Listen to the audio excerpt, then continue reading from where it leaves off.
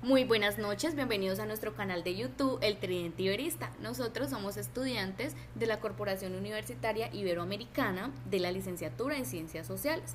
Nuestro podcast irá dirigido al docente Isaac Rafael Pinedo en la asignatura de Territorio e Historia. Mi nombre es Sharon Daniela Vargas García. Con ustedes, Héctor Ricardo Wilches Álvarez. Y Omaira Ruiz Fuentes. Nuestro podcast se llama o irá dirigido a nuestra Colombia, teniendo en cuenta el siglo XIX y el siglo XX. Escuchemos a Colombia. La historia de Colombia ha sido marcada por la intersección de la ganadería y el conflicto armado, que revela profundas dinámicas de poder, control social y el impacto ambiental que han moldeado el país a lo largo de estos siglos.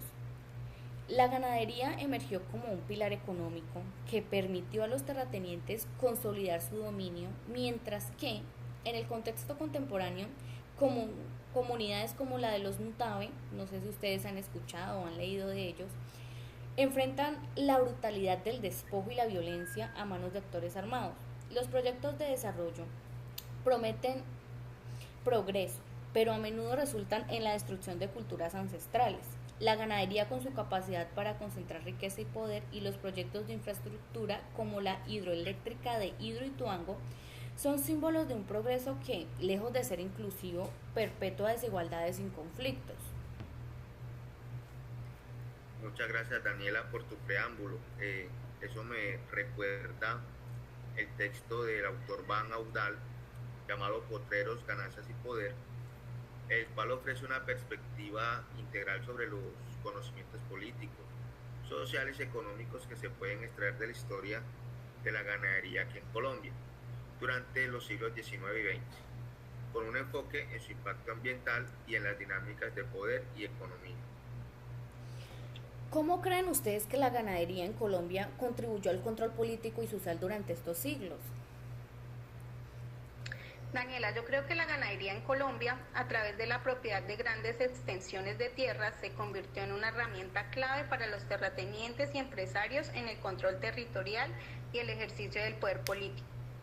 Los ganaderos, al poseer vastas áreas de terreno, podían influir en las decisiones locales y nacionales, consolidando un sistema clientelista.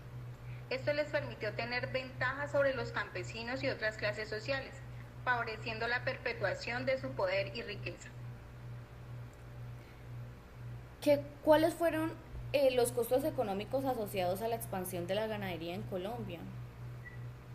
Interesante pregunta, Daniela. Bueno, pues la expansión de la ganadería en Colombia fue un proceso costoso que implicaba la conversión de grandes áreas de bosques tropicales en tierras de pastoreo.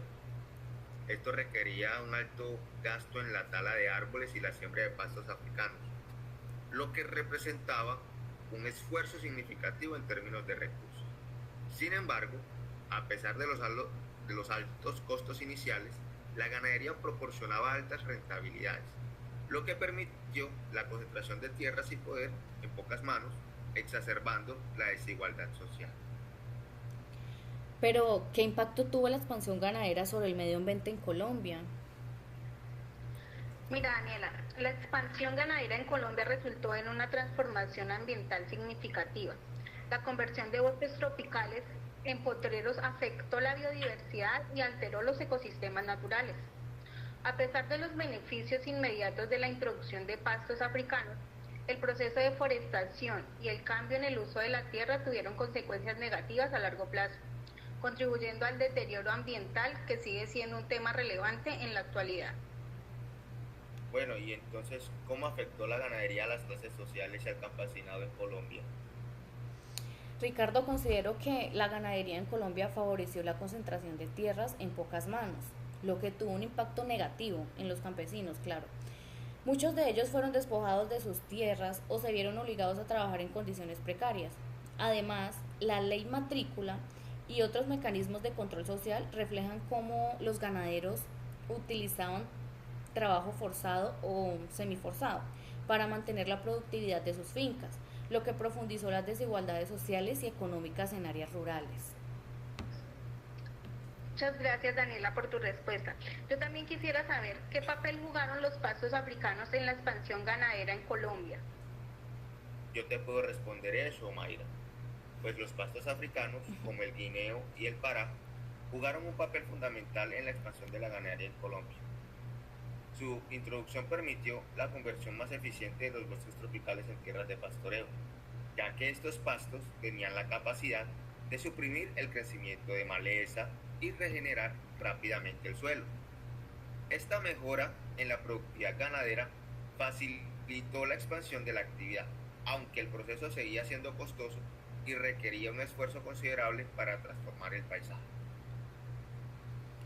Si nosotros hablamos de concentración y de poder de riqueza, ¿de qué manera la ganadería en Colombia contribuyó a esto? Pues Daniela, la ganadería no solo fue la actividad económica, sino también una forma de consolidar poder y riqueza entre las élites terratenientes. La propiedad de grandes extensiones de tierra permitió a los ganaderos obtener poder político y social, mientras que la acumulación de riqueza a través de la ganadería favoreció la concentración de tierras en manos de unos pocos. Este proceso exacerbó la desigualdad social y permitió a las élites mantener el control sobre las clases bajas. Chicos, yo quería comentarles sobre el texto El tiempo del progreso de Andrea Echeverry, que describe la brutalidad del conflicto armado en Colombia, como lo había dicho anteriormente, centrándose en esta comunidad nutabe y su sufrimiento a manos de los paramilitares en 1998, en un contexto de violencia y desplazamiento forzado. Considero que a través de la historia de los personajes como Nelson Giraldo y Virgilio Suserquia, se evidencia cómo han llegado los proyectos de desarrollo o cómo la construcción de la hidroeléctrica de Hidroituango amenaza la existencia de esta comunidad, además que ha sobrevivido en diversas adversidades a lo largo de 500 años, en donde también critica la noción de progreso, que en lugar de traer bienestar se traduce en despojo, violencia y aniquilación de culturas ancestrales, mostrando la lucha de los nutabe por preservar su identidad, que es muy importante, y su forma de vida frente a un modelo de desarrollo que los margina y amenaza su futuro. Bueno, ahora que mencionas el pueblo nutabe, ¿cuál era la situación política de ellos en el año 1998?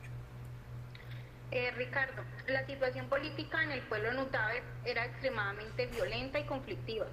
En 1998, el pueblo fue atacado por paramilitares que buscaban guerrilleros, lo que refleja un contexto de guerra interna y la presencia de grupos armados que amenazaban a la población civil. Eso también sugiere una falta de protección del Estado hacia los ciudadanos.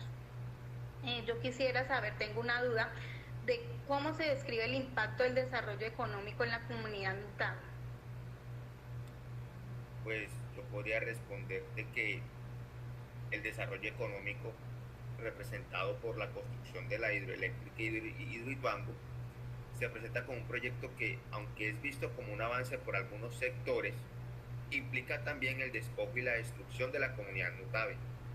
La represa inundará su territorio, borrando su historia y cultura y obligando a la población a abandonar su forma de vida tradicional. Muchas gracias, Ricardo, por tu respuesta. También quisiera saber qué consecuencias sociales se mencionan para la población nutabe. Ya que lo dices, Omaira, las consecuencias sociales para esta población son devastadoras. Hablando en desplazamientos forzados, pérdida de identidad cultural y el sufrimiento de la comunidad que ha sido arrasada por la violencia y la modernización. La narrativa. Aquí se sugiere tener en cuenta ese despojo de su historia y sus prácticas que enfrentan a un futuro incierto y desolador. Para ustedes, ¿qué crítica se hace en el concepto progreso en el texto? Daniela, el texto critica el concepto del progreso como una ideología que justifica la explotación y el despojo de comunidades. Se argumenta que el progreso, como es entendido por los políticos y los desarrolladores, es una amenaza para las comunidades tradicionales y el medio ambiente. Se presenta como un proceso que causa destrucción y sufrimiento en lugar de bienestar. Bueno, entonces, ¿cómo percibiríamos o cómo se percibe la relación entre la comunidad Nutavi y la naturaleza? Me parece una pregunta muy bonita. La relación entre la comunidad y la naturaleza es descrita como intrínseca y vital. El río es particularmente visto no solo como un recurso, sino como una parte integral de su identidad y forma de vida. La modernización y el desarrollo son percibidos como intentos de dominar y mercantilizar la naturaleza, lo que resulta como un profundo daño a la comunidad y su cultura. Muchas gracias, Daniela, por tu respuesta, muy interesante. Yo quisiera saber qué papel juegan los actores armados, paramilitares y guerrilleros en la vida de la comunidad. Yo considero que los actores armados, como los paramilitares y guerrilleros, son presentados como fuerzas destructivas que imponen violencia y miedo en la comunidad. Su presencia contribuye a un clima de terror y desplazamiento que han obligado a los habitantes a abandonar sus hogares y sus tradiciones. Esto resalta la complejidad del conflicto armado en Colombia y su impacto en la vida cotidiana de las personas. Esto yo me pregunto, ¿cómo se describe la resistencia de la comunidad frente a estos cambios? Ricardo, pues la resistencia de la comunidad se manifiesta en su aferramiento a su identidad cultural y sus prácticas tradicionales, que a pesar de las adversidades, se menciona que los Nutabe han aprendido a preservar su identidad a través de prácticas sincréticas y un fuerte sentido de comunidad, lo que sugiere, digamos, como que aquel deseo de luchar por su existencia y su historia a pesar de la opresión y el despojo. Gracias, Daniela, por tu respuesta. Entonces, a partir de las intervenciones realizadas, podemos empezar a concluir que la historia de Colombia revela una compleja interacción entre la ganadería, el conflicto armado y el concepto de progreso, que ha tenido un profundo impacto en las comunidades, especialmente en la de la comunidad Nutave. Sí, Ricardo, tienes toda la razón. Y la ganadería como motor económico también ha permitido a las élites terratenientes consolidar su poder a expensas de la diversidad cultural y el bienestar de los campesinos. Que además de esto, este proceso que ha traído consigo una intensificación de la desigualdad y la violencia se ve exacerbado por proyectos de desarrollo contemporáneos, como lo nombrábamos y lo hablábamos anteriormente, como lo es la hidroeléctrica de Hidroituango, que amenaza la existencia de estas comunidades bajo la premisa de progreso. Estás en lo cierto, Daniela. La crítica a este modelo de desarrollo pone de relieve la necesidad de repensar el verdadero significado de progreso, que no puede ser entendido solo como un mero avance económico, si implica el despojo y la destrucción de identidades y modos de vida. Por eso se hace importante y urgente reconocer y proteger los derechos de las comunidades históricamente marginadas, abogando por un desarrollo que sea verdaderamente inclusivo y respetuoso con el patrimonio cultural y ambiental de Colombia. Chicos, gracias por compartir sus opiniones sobre Colombia, que es importante a veces escuchar muchos aspectos y compartir ideas. Y pues considero que nos vemos en otro podcast. Muchas gracias, Daniela, por la invitación. Omaira. Muchas gracias, Daniela y Ricardo, por su participación, también muy interesantes todos sus aportes.